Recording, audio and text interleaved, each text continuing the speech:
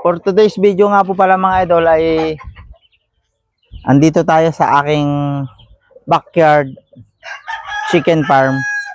So mga idol, ito nga po pala yung aking tangkal na dito natin yung inilipat yung ating mga papisa nung nakaraang 1 month ago. Dito natin nilipat at napili na nga pala natin yung mga lumabas na lalaki sa ating mga palahing mga sisiw. So nga po pala mga idol, pakita ko sa inyo para malaman nyo ang mga tamang pamaraan at diskarte yung mga hindi pa marunong sa pag-aalaga ng mga manok. Ito nga po pala mga idol yung mga palahin natin. Ito, nilagyan natin siya ng balot na plastic upang hindi sila mahanginan. Ayan, balot po yan, kabalot likod at harap, may balot na plastic po yan. So ang nilagyan lang po natin ng bukasan, itong front nya, ito'y tinataas lang natin yan, pag ganyan, yun. Tapos ayan, yan yung mga napili natin, malalaki na. O, 4 dito, meron tayong 4, meron tayo dito sa sunod na ito, balot din ng plastic yan para hindi mahanginan. Meron naman tayo ditong ayan, 6 mga idol. So meron na tayong 10 lalaki. Yan, napakaliligsi po niyan, malulusog po yan. Kasi nga po hindi sila nahanginan, hindi sila nasisingawan ng kung umulan man, hindi sila nasingawan ng amoy ng lupa. Ayan.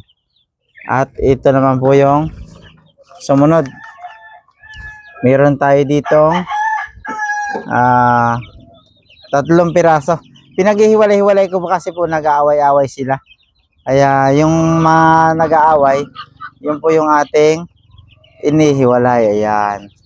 Tapos meron pa po tayo ditong kasunod na 2. Ayan. Ito yung mga lumabas kasi po nilang ay babae.